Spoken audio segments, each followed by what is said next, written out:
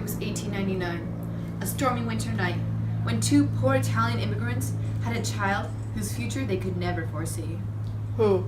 Who do you think it was? It was Alphonse Gabriel, also known as Al Capone.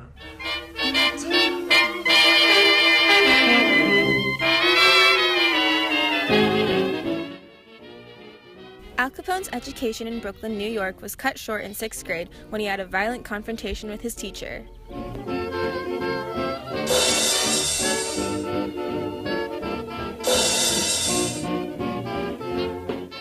After this, he moved to the Park Slopes neighborhood, where he fell in with his mob mentor, Johnny Torrio.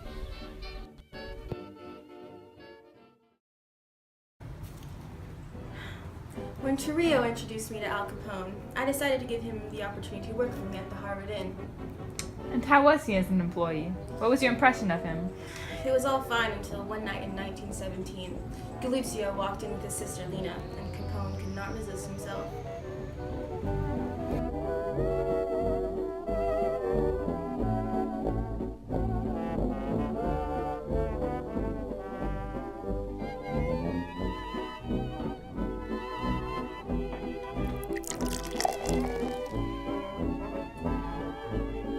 Honey, you have a nice ass.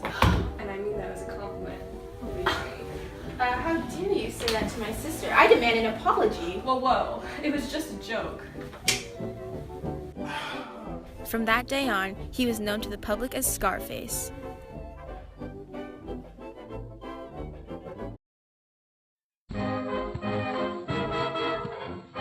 At 19, Al Capone married May Coughlin, and weeks later had a child.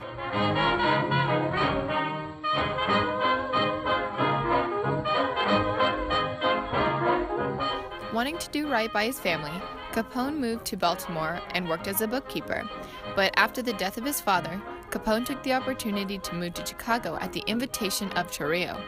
By the time his family joined him, Capone had gotten involved in Torrio's illegal businesses and had been promoted to his partner.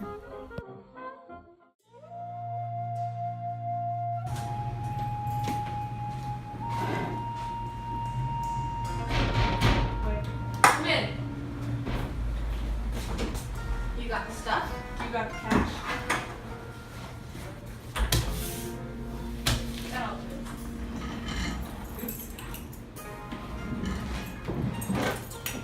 It's legit. I'll be the judge of that. We're outie. During the peak of his underground operation, Capone reined in about $100 million annually. Even though Capone ordered around 30 murders, he only personally carried out 4 of them. Among his ordered murders, the most famous and the climax of his career was the St. Valentine's Day Massacre. Hello? Is the deed done? Okay, well, contact me when it's done.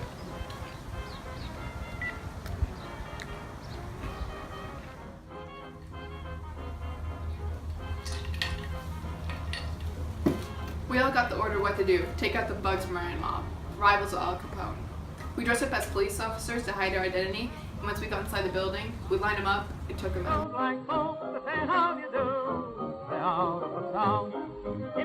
And you were never caught? Well, no one knew who to blame it on. Capone was supposedly in Florida, and they couldn't tie any crime on him. But everyone suspected it was him since Moran was his enemy.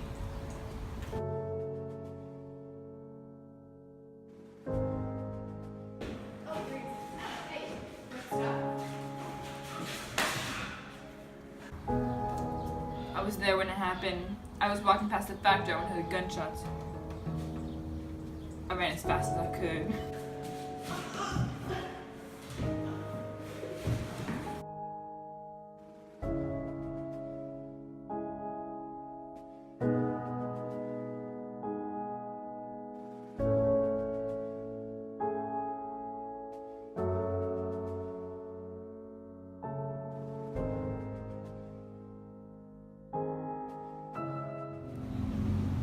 Although never caught for murder or illegal dealings, tax evasion managed to put Al Capone away in the end. Since the judge wasn't bound by any deal, he was able to sentence Al Capone to 11 years in prison, most of which was completed.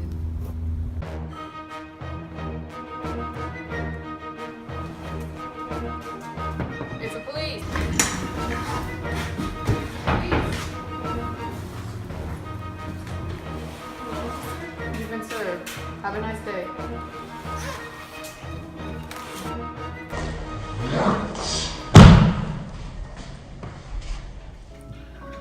My whole crime kingdom has crumbled since my incarceration. My life as a mob lord has fallen, along with my health, which has been deteriorating since I came here. After his release, Al Capone had the mentality of a 12-year-old, caused by the syphilis he had been suffering from. He never returned to his previous strength and lived out the rest of his days in Florida, until his death in 1947 at the age of 48.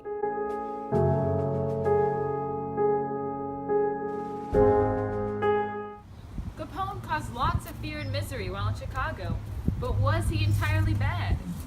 Let's talk with his son to get another perspective. Thank you for meeting with us, Mr. Albert Capone. Do you have any insight into the positive qualities your father possessed? Why, yes, I do. Although my dad was a notorious gangster, he really did care for the people of Chicago.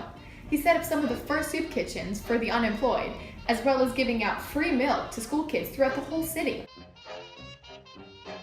He also gave copious amounts of money to churches. My dad really was a good person with good intentions. Wow, I bet many people had no idea. Is there anything else we should know about Al? Well, there was this one time. My dad and his friends captured a jazz musician. However, they only kidnapped him so he could play piano at Al Capone's birthday. Like, that's just so funny. And afterwards, they gave him a lot of money, so good old dad. What a classic. Clearly, Capone had a soft side. Al Capone was a complex guy, but whether you see him as a vicious criminal or a champion of the people, everyone agrees that his infamy will live forever. Al Capone was the quintessential mobster, and he is the ultimate symbol of mob life in 20th century America.